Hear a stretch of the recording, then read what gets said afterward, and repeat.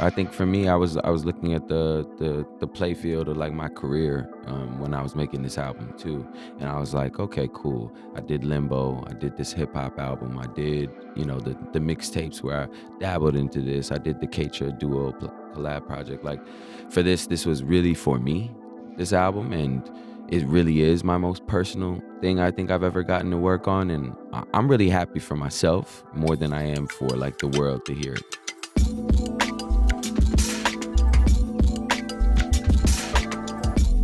By the way, Aminé's here, everybody. It's Yeah. brand new album, 13 Months of Sunshine. Man, congrats. Thank I mean, we knew in advance how good this album was, but it's different when you put it on and everyone else is listening to it at the same time because you just feel like you're having a collective experience. Even if you can't see people, the energy of the world, you can feel it. Yeah. And I felt when I put it on this morning again to listen to it on the way in, it just felt different to me. It felt like it was going to have a really wonderful moment for you, for all of us. Felt like an event, man. So congrats. Thank you so much, man. That means a lot. But it kind of blew my mind. It reminded me how diverse it is too in terms of tempo and emotion and stuff. We've all been focusing on the up-tempo stuff you've been giving us, but there's a lot going on. We're going to talk about all that. Okay, How does it sick. feel now, a couple of days out? Just really nice, honestly. I was so stressed trying to put it together. It was, I think once people listen to it, they realize why I was stressed, just because of the emotional kind Yeah. of heaviness to some of these songs. Yeah. So I don't know. It just feels like a good release, and like I went to therapy or something. Yeah, I mean, That I was feel like nice. we all did listening to this too. And let's just get straight in there. I mean, out the gate on New Flower, you lay it out there. We could spend the whole show just talking about New Flower.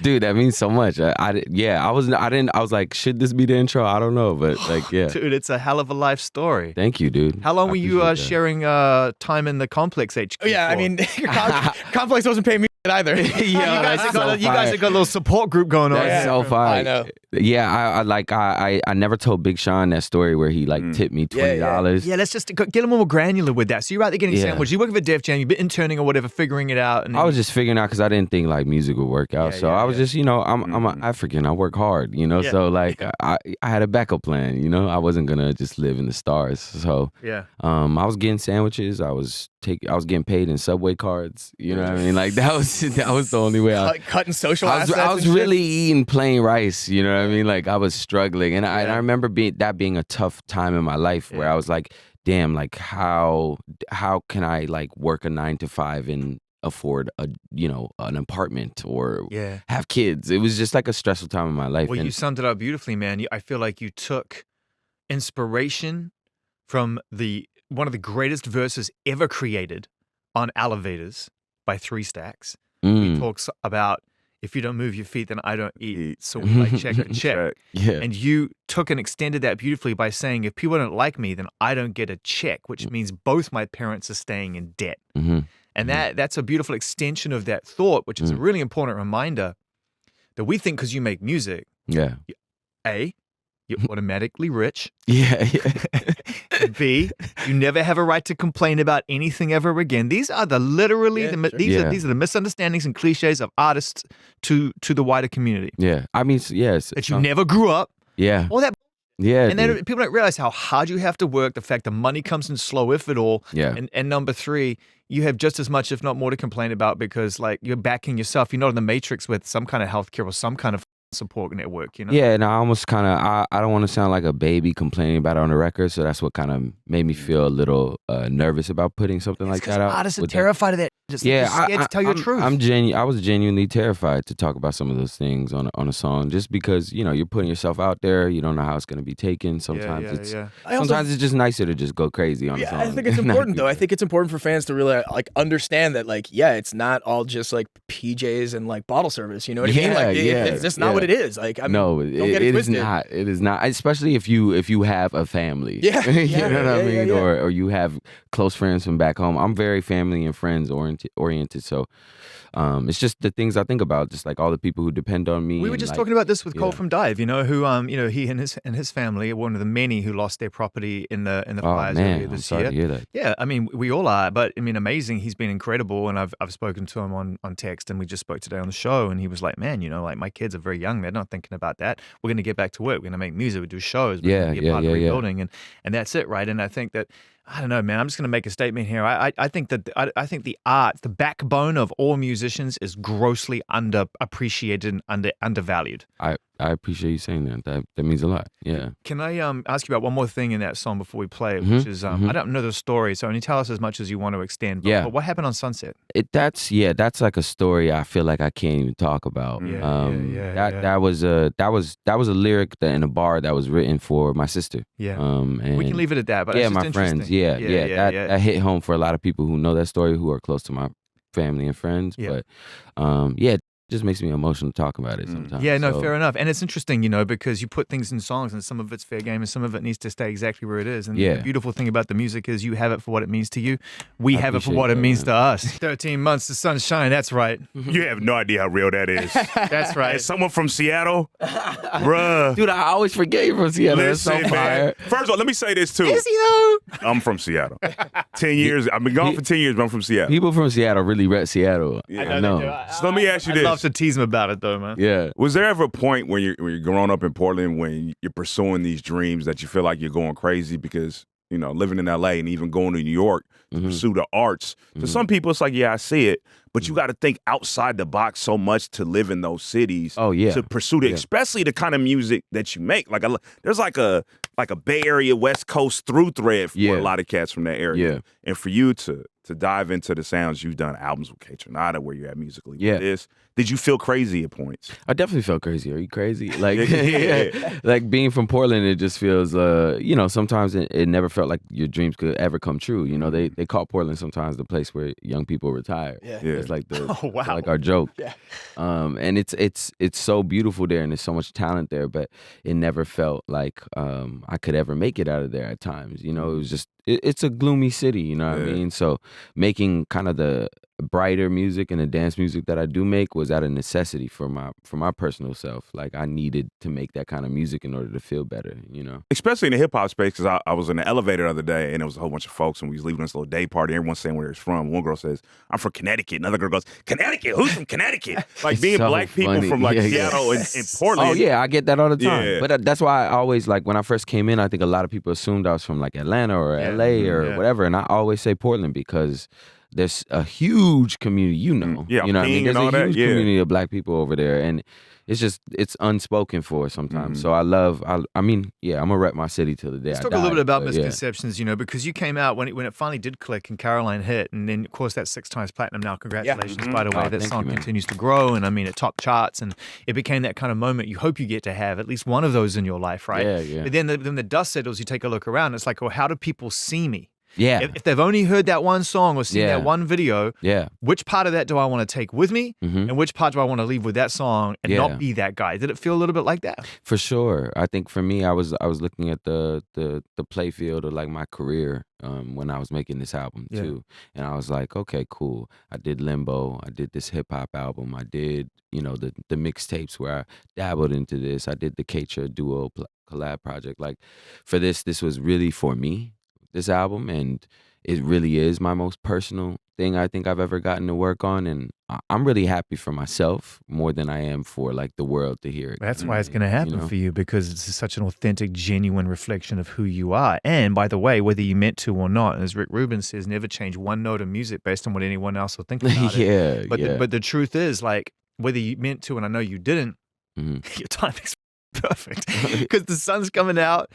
People want tempo. Yeah. It's just that there isn't an EDM or a scene yet for everyone to kind of galvanize around and build business around. Yeah. So when you have artists like yourself making records like this, like we just shouted out Soul Action, you got like No Worries coming out with their up-tempo return. It feels like, oh, we're finding tempo. It's coming in at the right time. Yeah, I mean, it's the like this time. I mean, it's the anniversary of K-Tra today, by the way. Crazy. So yeah, Oh, wow. Yeah. This time right before summer starts is like my favorite time to release music, just because everyone's planning their trips and their plans for the rest of the summer. This and is coming with me, man. I just like people getting to live with the music. I think it's nice. It's that time. I never really saw myself as like dropping music in December. That was like never. Although, I mean, you got a song on this album which is a December song, no question about it. Yeah. History is a December song. Yeah, it's like, yeah. You and Katie go deep on that, but to get into a space with Katie, with Waxahachie, where you get to actually, dive into real copyright territory. I mean, that's an acoustic guitar demo that's been developed into a beautiful thing, or a piano demo. Yeah. That was kind of the goal with some of these songs. I was just trying to kind of write on bare bones situations and then remix them like 5 times with different producers. Yeah. Because a lot of these songs have 10 different versions of them. Yeah. Got the deluxe lined up. Well, yeah, man. I mean, I think the deluxe is necessary. Like, I really loved how Charlie did her deluxe. Yeah. And it was like completely different music. Yeah. But it was the same songs or whatever. But to me, I think it's there's a deluxe saturation. You know what I mean? So I only want to do it with intent, especially with music that feels so emotional like this. See, it's just because we call it something. Like, what I like about the concept of deluxe is that people just keep kind of amending their music in real time. And I just wish there was more of that conversation. Yeah. And it's less like a sort of, again, I kind of understand why, but it's less of a trade where it's like, hey, now with 5 extra songs. That's old language. No, like, for sure. Kids don't think like that. Yeah. If they like it, they'll spread the word so fast. And it's like, oh, they've just added to the album. Yeah. I mean, there's definitely like 5 songs that we had trouble trying to decide on which we're gonna make it on this album that I would love for people to be able to hear. And they still hold a heavy weight in my heart with those songs. You got the title though for it, right? I mean, that's the thing you got to start with. It's like 13 and a half months of yeah, that's so funny. Everyone just leans into the marketing is there. The marketing is there. If you have an album with time in it, it's the deluxe winner. Yeah.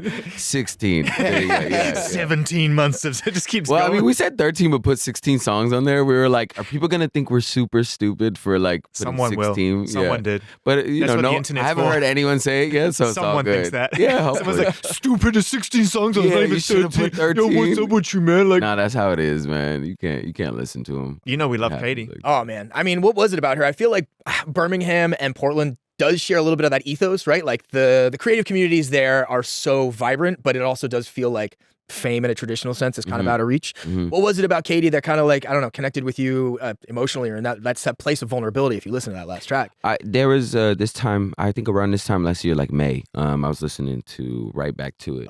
Like I think 50 times on loop, like in a party. We were joking about how MJ Lindeman's harmonies are like it's the like best harmony I think I've ever heard in my life, and yet it takes you 19 listens just to get one note right. He's so in an unusual pocket on this song. Yeah, I mean they're both so like talented, you know what I mean? But I was playing it on loop, and then I wouldn't think Katie was a fan of me at all, you know what I mean? I was just a fan of hers, and then that's when we started talking around there when I was just posting the song like a million times, and she was so sweet, man. Katie is like a real one. Goat, absolute goat. She's so kind about everything and doesn't make anything that feel that big of a deal. Like she was just so. I just sent her an audio message like, "Hey, I have this song that I really love. Would you like to be a part of it?" And she sent one back, and it happened. Like it's beautiful, man. People again underestimate the courage it takes from one artist to reach out to another. It's nerve-wracking, man. Like reaching out to other people, you're like, man, what is this person hates me? What if they don't get back to you? What if it's like text read and there's no response? Exactly. Like, oh man, but I've learned over the years that fear was just something you come up with in your head, and you have to be okay with rejection, and it's fine. And it's like, if they don't text back, well, dude, when you're out getting sandwiches for Big Sean and getting underpaid at the early days of Complex, then, a non-reply is going to be okay. It's going to be definitely man. God bless you, Aminé, for coming in this morning, hanging out with us, fresh from doing like a traffic stopping show to celebrate your album in Los Angeles, a massive underplay. Like I said, when you can find a shade of love, a shade of something that has been written about and talked about so many times in life, and you can find just a unique way to look at it, an angle that hasn't been looked at that much. Yeah, I love the way you explained it when we were talking. Yeah, I mean, that song to me is about being in a very committed and loving relationship and recognizing that even with that, grass can grow under your feet. Yeah. And that it doesn't mean that you're going to move to next door, to the yard next door, or you're going to do something crazy or the restlessness is going to get on top of you. It's just give me a second and I'll come right back. I'm all good. Like everything's cool. I just need to go and be weird in my own headspace for a minute. And it's just beautiful, you know? No. It's beautiful, beautiful. I wouldn't be able to convince no girl to do that. They'd be like, you're leaving, you're out of here, you're being weird. They're very secure in their relationship. But that's probably why I'm not in a long-term relationship. So funny. Yeah. I want to talk about Leon Thomas too, though. Yeah. We played that. Yeah. Like you caught him at the perfect time, because if you had to think of, a new class of R&B artists. He's probably, as far as like R&B vocals from on the male side, Yeah. he's probably leading. That joint Mutt is gonna be. We're gonna hear Mutt for the rest of our lives. Like, 9 remixes later, man. Yeah, like, bruh, like you talk about hooking up with him too for that. Leon awesome. is like, I'm so happy for Leon right now, man. We worked together in the studio months back, like way before he would. Like, I think I was with him in the studio before he dropped Mutt and all of that stuff. Wow. So we were working together for a time, and Boy Wonder introduced us years ago, and he's just such a talented, kind human being, man. Like Leon, if you know him personally, like he really deserves everything he gets. Not because of just of the music, just him as a personality. He is like great. And when we were doing New Flower, like I was working with Dahi at his studio, and me and Dahi were just trying to cook it up, and Leon came through and sang his part, and it was sick. Like I didn't. Leon being on that song, right, is not some like label Flex. play Yeah. of like Mud is popping, let's drop this. It's just no, Leon's voice coming right after my father skit is so like meaningful to me. You know what I mean? And for this song, and he does it so well. Yeah. Okay, cool. He does it so f***ing well. Oh, okay, fire. I didn't know if I could cuss. Yeah. But he does it so f***ing well. Yeah. And I really love Leon's voice on that song. That it means a lot. It feels like such a good closer. Well, you know, to because his he's live, you know? the reason it's so meaningful at the moment is because Leon's been that artist for people, but then as he's been regrouping and figuring out where his authentic voice sits, artists have responded before anybody else. Yeah. So if you talk to artists, artists love Leon Thomas. They can't wait to work with Leon Thomas. Yeah. So fans are discovering him He is really insane. beautifully. He is insane, man. He'll make a sample, like his own sample in front of you. Yeah. Like I've seen him do it. I mean, we talked about this with the selection. A new episode came out yesterday, and Leon Thomas is on there, and he does a Sade flip. It's just like a and it's just like it stopped me in my Dude tracks. is the most versatile. Like he's good. He'll be around for the next 15 years, man. I'm Like, glad you he's- mentioned your yeah. dad. He plays a really important role in this. Yeah, this my album. father. Yeah, my father's really all over the album. Yeah. He didn't know that he was on the album till it came out. Wow. It was his birthday, January 25th. So I knew I didn't really have skits or anything on the album yet, and this music meant a lot to me. So I was like, you know what? By chance, I'm gonna go celebrate his birthday, and we'll go have a boys trip and spend this one-on-one time together. And Yeah. we took a walk on the beach for like 2 hours. Yeah. And my dad just like started talking about doing the best I can and growing a garden and that. Like, I didn't tell him to say none of that. Yeah. That was all him. And when he was doing it, I was trying my best not to freak out. Like, I was like, man, this is so good. Yeah. And I was being like, yeah, and letting him talk. And we just cut up some of that like 2-hour recording for the album, and it just worked. It's just beautiful when you get to a place in your relationships in life, especially the ones that are most precious, Yeah, where they man. turn a corner into something else. And, you know, you've been, you and your father have been at various sort of like crossroads in your lives when you're young, and it's like you look to them like a hero or whatever, and then it's like, oh, I'm forming my identity, and he's like, oh, I've lost my kid, and then you come home. That's it's the Boyhood effect, if you've ever seen that movie. Like Right. at the end, the Yeah. parent is just, the kid moves out, and it's like the saddest scene ever. But for me, like putting my father on this album. You don't want to see the latest episode Yeah, of The you Last don't- of Us. Yeah. You don't want to see Oh, what I haven't happened seen last. it. I haven't seen it. Don't tell me. I mean, it's that on. Wow. Don't tell me. I was so cooked last night. But my father being on the album meant a lot to me also because of the Ethiopian heritage. I wanted people to hear my father's accent. I wanted people to hear what my father actually sounds like. Because I think when they hear me rap, they think like, oh man, Aminé's dad must be like the coolest rapper ever or something. And like my dad is like the funniest, heaviest accent around. You know what I mean? The things he said, he's been in America for 30 years and he still sounds like that. It's the Which- funny. and it's I love it. incredible. I love it. That's we, like we my already favorite- played "Feels So Good," which is one of my favorites, and I got to talk to you about that. Yes. You know how I feel about that. Absolutely love it. Doing the Best I Can by Aminé. He's our guest right now, fresh from a big underplay in Los Angeles last night to celebrate the release of your brand new album, 13 Months of Sunshine, man.